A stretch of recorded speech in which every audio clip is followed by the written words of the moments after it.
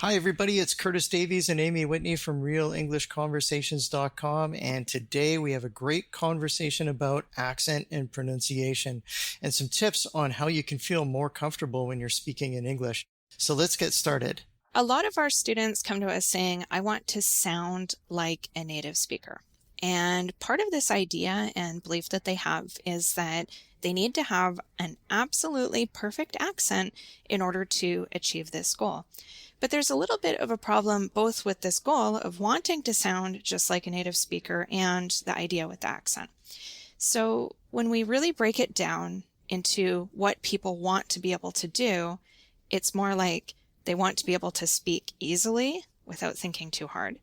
They want to be clearly understood, so people understand their ideas and the words that they're saying. And they want to understand what other people are saying to them so that they can easily reply. And when we look at those three goals, that doesn't really coincide with the idea of sounding exactly like a native, but rather I want to be able to communicate confidently and effectively in English. So if your goal is to sound just like a native speaker, I just want you to maybe back up the audio 30 seconds and listen to what I just said again and think, is that actually what I want? Because it's much easier for you to reach your goals and become an effective communicator if you're focusing on the right things. So Curtis, for people that want to fix their accent, they feel like their accent is a big issue, something that they really need to work on. They're embarrassed by their accent. What do they feel getting rid of their accent is actually going to accomplish for them? What I'm hearing from the majority of my students is that it's going to lead to better and more opportunities, better job offers, things like that, and that they'll be understood from their coworkers and the people that they're speaking with. Also, they just say, Curtis, I want to blend in. I want to fit in with the rest of the people around me and not be someone that stands out for not speaking clearly or sounding different. Yeah, and a lot of this comes back to confidence, honestly. And in this case, we're focusing on accent. How if I just speak with a better accent, I'm going to feel more confident when I'm communicating in English. But we also hear it with if I speak faster and I have more fluency, then I will feel more confident. If I can understand what other people are saying to me, then I will feel more confident. So a lot of times we are trying to develop a skill to build our confidence. And this is something that we have become very, very good at identifying and also very good at helping people to overcome quickly. Many times when students start to learn with us, we focus on confidence. And I would say probably 50% of our students need help with confidence. And as soon as we get that piece of the puzzle fixed, they're able to improve their other skills a lot faster. I'm not saying that there are not situations where your accent isn't an obstacle, but I just wanted to point out that improving your accent does not automatically equal more confidence. So Curtis, how do you determine if someone really needs to have help with their pronunciation? Like when you have a lesson with them, what are you looking for? So the first thing I want to determine is if I can understand the student when they're speaking with me. And if there are some things that I can't understand, I know that I've identified a few pronunciation and accent things to help them with. Many times my students come to me and it's their number one concern. Their accent and pronunciation is not something that they really like about themselves, but when they're talking with me, I can't really notice I can understand them. I can't notice any sort of issue with it. So we have to dig a little bit deeper into, are people telling you to repeat yourself? Are people saying that they can't understand you? So I want to get into it a little bit deeper to find the real issue, what's going on there. Yeah, like is it actually their accent, or has this just been something that they've been telling themselves since the beginning of time that they hate their accent, they don't want to have an accent, and that's the problem really with their English. But another thing just to mention about those 2 points of people not being able to understand you You have to remember that in communication, it's really a two-way street. You're speaking and another person has to be listening.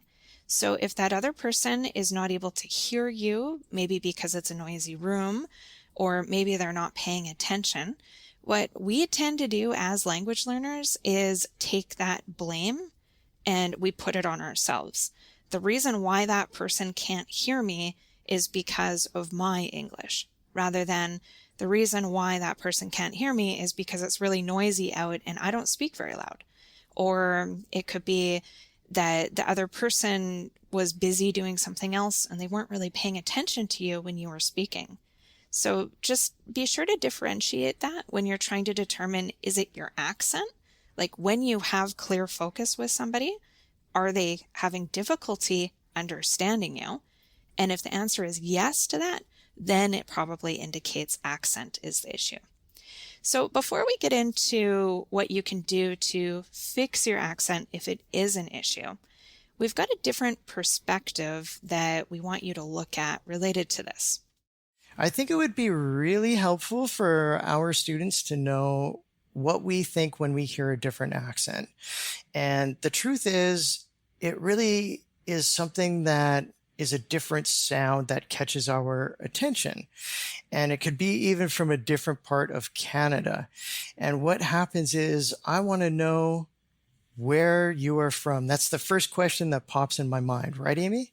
Yeah, it's like we're trying to identify based on somebody speaking, and we can hear that they speak in a different way than we speak, which actually indicates that they're from a different area. The first thing that we want to know is, where is this person from?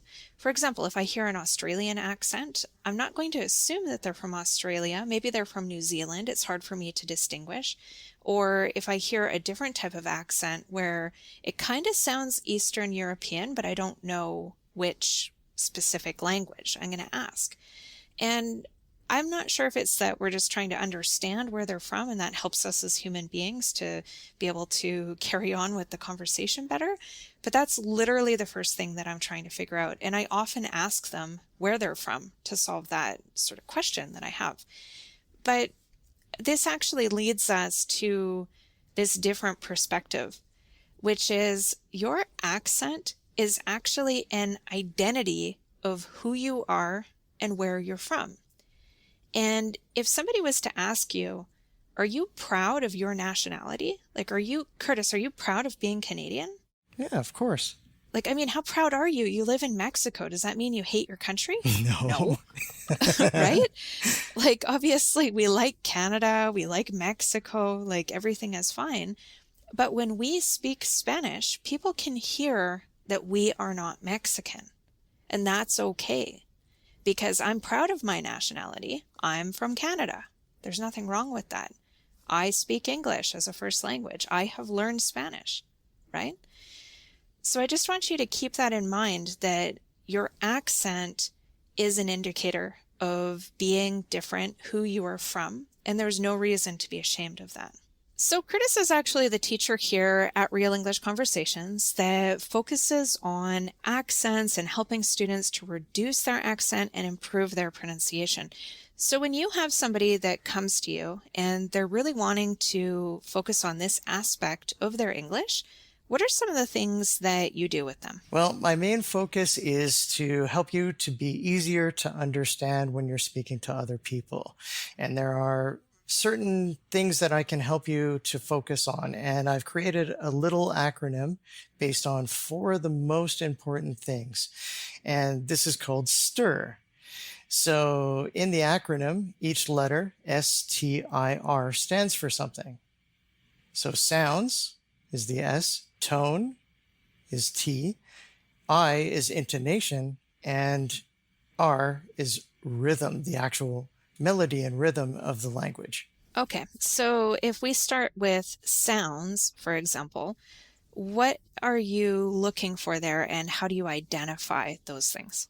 I like to do a pronunciation analysis or evaluation, I guess you could call it. And this is where I take short, simple sentences with key sounds and vowels in them to see how the student actually says them.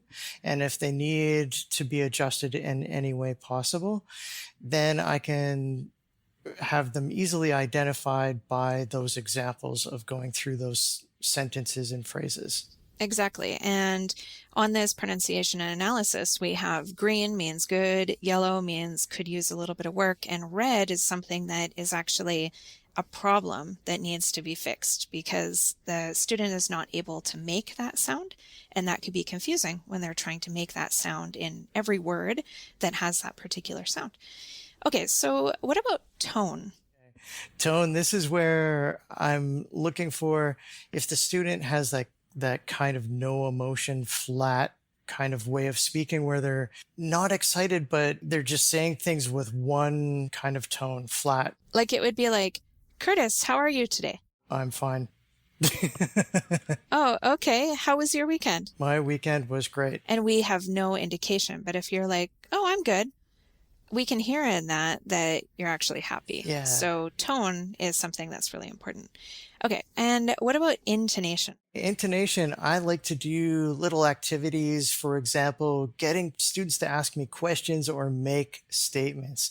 Because when questions or statements are used in English, they're usually with a rising tone at the end or a falling tone at the end. Or curiosity comes into play with questions, and you want to sound curious or you want to sound like you're actually asking a question or giving your opinion on something. So it has to be done almost in a role play situation with questions back and forth, which really helps.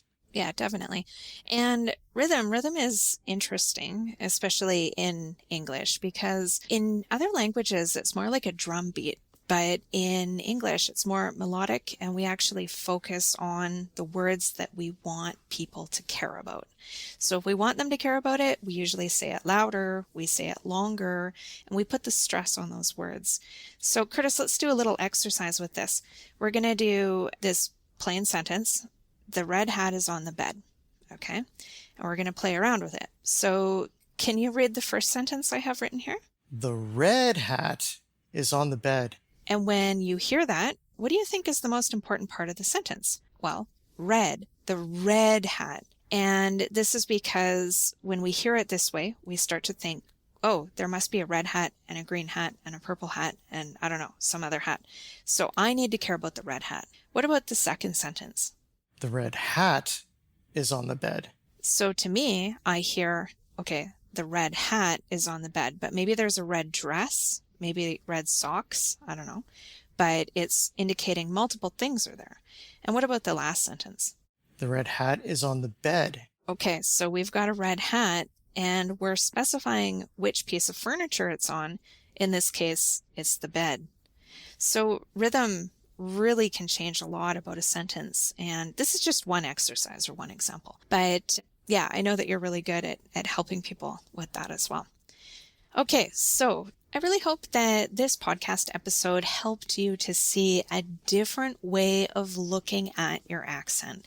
I know that we feel a little bit uncomfortable when we don't sound exactly like a native speaker, but you can keep it in mind that even native speakers from within this same country have different accents.